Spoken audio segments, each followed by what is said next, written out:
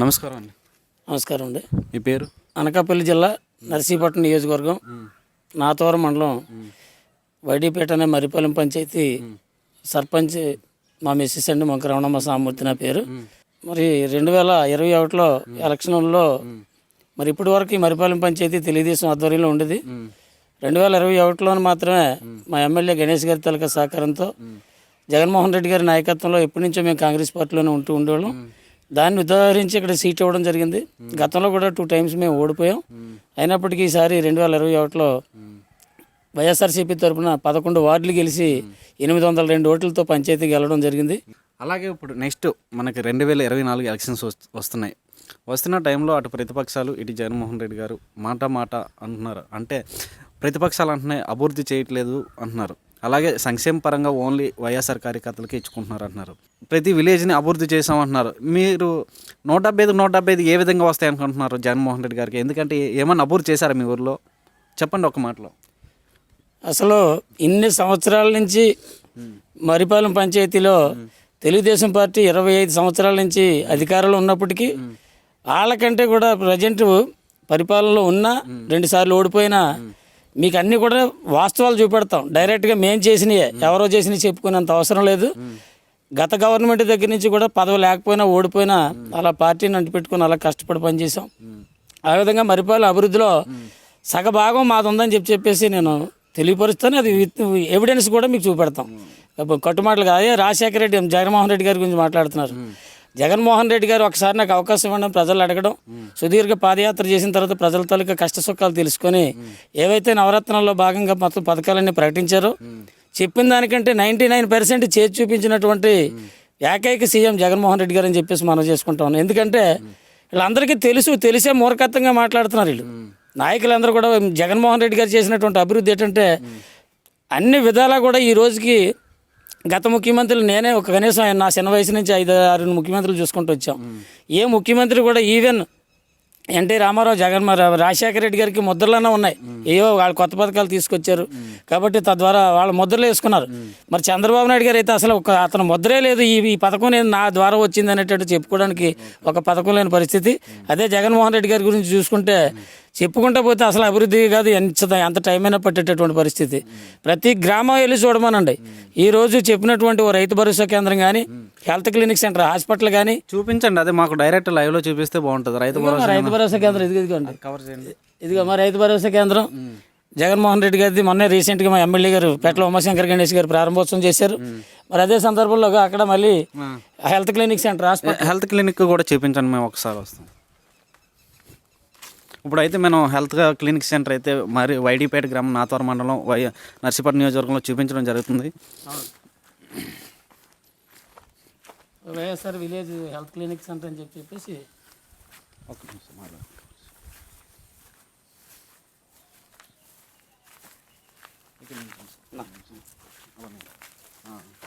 Hospital గురించి explain.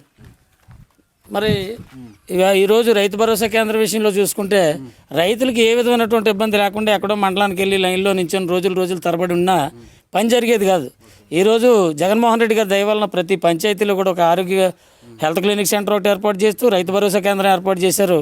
ఈరోజు రైతులు అన్నీ కూడా హ్యాపీగా రైతులకు కావాల్సినటువంటి పనిముట్లు కానీ ఇవన్నీ కూడా ఇక్కడ రైతు భరోసా కేంద్రంలో దానికి సంబంధించినటువంటి ఎంప్లాయీని ఏర్పాటు చేసి తద్వారా రైతులకి విత్తనాలు కానీ ఎరువులు కానీ అన్నీ కూడా ఇక్కడే మా ఊళ్ళోనే దొరికేటటువంటి సౌకర్యం ఏర్పాటు చేసినటువంటి జగన్మోహన్ రెడ్డి గారికి మా పంచాయతీ తరపు నుంచి హ్యాట్స్ ఆఫ్ చెప్తున్నాం జనరల్గా వారి పరిపాలనకు.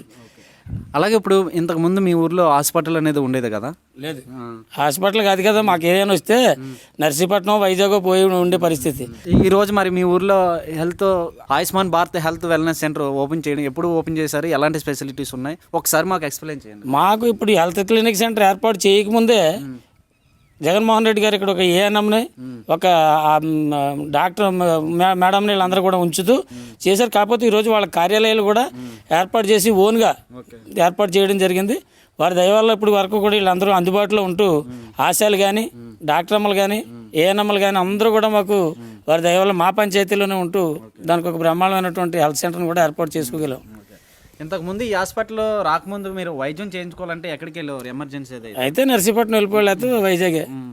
మరి హాస్పిటల్ తీసిరావడం వల్ల జగన్మోహన్ రెడ్డి గారు అంటే ప్రతిపక్షాలు అంటేనే ఊర్లో ఏం అభివృద్ధి చేయలేదు అది ఇది అంటున్నారు కదా, మరి హాస్పిటల్ ఎన్ని కట్టించారు కదా, మరి ప్రతిపక్షాలకు ఏం చెప్పదలుచుకున్నారు ఒకసారి? ప్రతిపక్షాలకి ఏం కనపడుతూ ఉంది. ప్రతిపక్షాలు వాళ్ళు చేయలేనటువంటి పని ఇప్పుడు ఏది చేయలేనోడు ఏదో చెప్పడం వల్ల ప్రతిపక్షాలు చెప్తున్నాయి కానీ అభివృద్ధి అంటూ కూడా జరిగింది అనుకుంటే కళ్ళకి కనపడినట్టుగా చూపెడుతున్నాం కదా మీకు కూడా. ఓకే, లేనిపోనే మేము చెప్పట్లేదు. అలాగే మరి ఈ హాస్పిటల్కి అలాగే ఇప్పుడు రైతు భరోసా కేంద్రం రావడానికి రోడ్ ఫెసిలిటీస్ అది ఏమన్నా రోడ్డు ఫెసిలిటీ కూడా లేకపోతే మా ఎమ్మెల్యే గారు మొత్తం మీద ఇదని చెప్పేసి 15 లక్షల రూపాయలు ఇచ్చారు ఈ రోడ్డుకి. దానికి ఒక రోడ్డు కూడా ఏర్పాటు చేసుకోగలిగాం. దానివల్ల చేసాం. ఇది ఆ రోడ్డు, ఈ health clinic centre, Rythu Bharosa కేంద్రం మన మా ఎమ్మెల్యే గారు 3వ తారీఖుని పెట్ల ఉమాశంకర్ గణేష్ గారు ప్రారంభోత్సవం చేశారు వారి చేతుల మీదుగా. మరి ఎంత మీరు మీ ఓన్లీ గ్రామంలోనే ఎంత అభివృద్ధి చేసినారంటున్నారు కదా, మరి ప్రతిపక్షాలు ఏమీ అభివృద్ధి చేయలేదని ఎలాగన్నారు? రీసెంట్గా శర్మిల గారు కూడా వచ్చేసి ఏమంటున్నారంటే మా జగన్ రెడ్డి అన్న వచ్చి ఏం అభివృద్ధి చేయలేదు, అంతా అప్పులు చేసి సర్వనాశనం చేసినారు ఆంధ్రప్రదేశ్ అంటున్నారు. ఏమంటారు దాన్ని? శర్మిలమ్మ గారికి ఎక్కడ ఉండొచ్చు, ఇక్కడ కావచ్చు, రాజశేఖర రెడ్డి గారి బిడ్డ కావచ్చు, జగన్మోహన్ రెడ్డి గారి సిస్టర్ కావచ్చు, కానీ ఆంధ్రప్రదేశ్లో ఉన్నటువంటి పాదయాత్ర చేశారు, మళ్ళీ తెలంగాణ వెళ్ళిపోయారు. మరి ఆంధ్రప్రదేశ్లో అభివృద్ధి ఏంటి కనపడలేదంటుంటే శర్మిలమ్మ అంటుందంటే అర్థం లేదు అసలు. ఆంధ్రప్రదేశ్లో అభివృద్ధి ప్రతి పంచాయతీలో కూడా జగన్మోహన్ రెడ్డి గారు పరిపాలన రేపు భవిష్యత్తులో ఇటువంటి ముఖ్యమంత్రి 10 కాలాల పాటు ఒక 20-25 సంవత్సరాలు ఉన్నా సరే ప్రజలు అందరూ కూడా హ్యాపీగా ఉంటారు ఈరోజు. అలాగే ఇప్పుడు నాడు నేడులో స్కూల్ డెవలప్మెంట్ చేశాను జగన్మోహన్ రెడ్డి గారు ప్రతి సభలో కూడా చెప్తున్నారు, అది ఎంతవరకు వాస్తవం? నాడు నేడులో మా మరిపల్లిలో కూడా చాలా బాగా స్కూల్ని అభివృద్ధి చేశారు. మన నాడు నేడు కాకపోతే ఈ స్కూలు అసలు వెళ్ళడానికి అసహ్యంగా ఉండేది. అటువంటిది ఈరోజు రాజశేఖర రెడ్డి బిడ్డగా జగన్మోహన్ రెడ్డి గారి ప్రభుత్వంలో మా ఎమ్మెల్యే గారు పెట్ల ఉమాశంకర్ గణేష్ గారి ఆధ్వర్యంలో నాడు నేడు మా మరిపల్లి స్కూల్ని చాలా సుందరంగా తయారు చేసుకోగలిగాం. ఇదే కాకుండా లోపల కూడా స్కూల్కి వెళ్ళి కూర్చోవాలి, చదువుకోవాలి అనేటట్టుగా పిల్లలందరూ ఉండేటట్టుగా తయారు చేశారు. చూపిస్తారండి మాకు ఒకసారి ఏ విధంగా డెవలప్ చేశారు అంటే చూపెట్టడానికి ఇది అసలు ఇదివరకు ఈ బోర్డులు కానీ ఏవి ఉండి కాదు.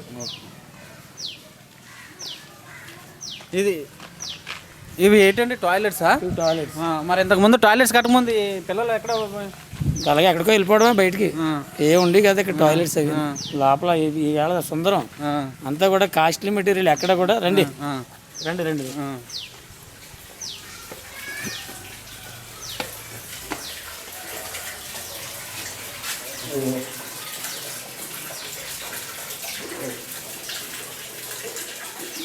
చెప్పండి. మధ్య ట్యాప్లో కూడా ఏది కూడా బయట క్వాలిటీ తప్ప ఎట్టి పరిస్థితుల్లో రోడ్డు మీద ఏవో దొరికితే తీసుకొచ్చి వేసేటటువంటి పరిస్థితి కాదు. ఇవాళ పిల్లలందరూ కూడా చాలా సంతృప్తిగా ఉన్నారు స్కూల్కి రావడం కోసం. ఎందుకంటే టాయిలెట్స్తో సైతం కూర్చునేటటువంటి బెంచీలు ఇవన్నీ కూడా అన్నీ క్వాలిటీ. ఎక్కడ ఇంతకుముందు టాయిలెట్ లేకముందు ఆడపిల్లలు అది ఇప్పుడు బహిర్భూమికి వెళ్ళాలంటే చాలా ఇబ్బందులు పడేవారు కదండి. అక్కడికి వెళ్ళిపోయారండి. టాయిలెట్ క్లీన్ చేయడానికి మనిషే ఉండేది కాదు. ఈరోజు ఆ టాయిలెట్ క్లీన్ చేయడానికి మరి జగన్మోహన్ రెడ్డి గారు అమ్మఒడి వేసినటువంటి దాంట్లో కొంచెం డబ్బులు కేటాయించి ఈ మాస్టర్లు అందరూ కూడా చక్కగా పెట్టుకుని చూస్తున్నారు కదా, మీరు వచ్చేటప్పుడు క్లీన్ చేస్తున్నారు. అంతా నీట్గా ఉంచుకునేటటువంటి పరిస్థితి ఇప్పుడు. అది వరకు బాత్రూమ్ ఏదో ఒకటి కట్టని ఉండేది, అది ఉన్నా సరే వెళ్ళేవారు కాదు, అందులోకి అంతా బయటకు పోయేవారు ఆడపిల్లలందరూ. ఈరోజు హ్యాపీగా లేడీస్ జెంట్స్ సరే ఒకసారి రండి సార్ క్లాస్ రూమ్ కవర్ చేయడం జరుగుతుంది. ఎంతవరకు అభివృద్ధి జరిగింది, ఏమేమి చేశారు, ఇన్ఫ్రాస్ట్రక్చర్ పరంగా ఏం డెవలప్ చేశారో మొత్తం కవర్ చేయడం అయితే జరుగుతుంది. చూద్దాం ఒకసారి లోపలికి వెళ్ళి. రండి సార్.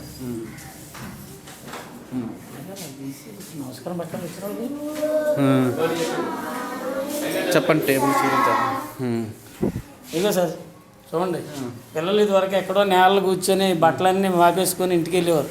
ఈరోజు మరి నాడు నేడులో అభివృద్ధి చేసినటువంటి స్కూల్స్ ఇవాళ కార్పొరేట్ స్కూల్కి ధీటుగా ఈరోజు గవర్నమెంట్ స్కూల్ ఉన్నాయంటే జగన్మోహన్ రెడ్డి గారే కారణం.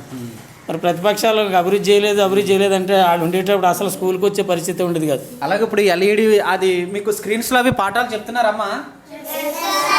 మొత్తం లెసన్స్ అన్నీ ఇంగ్లీష్ మీడియంలో చెప్తున్నారా? మీ టెక్స్ట్ బుక్లో ఒకసారి చూపించండి ఇంగ్లీష్ మీడియం ఒకసారి. ఒక్కరు చూపించండి అమ్మా, ఒక్కరు చూపించండి.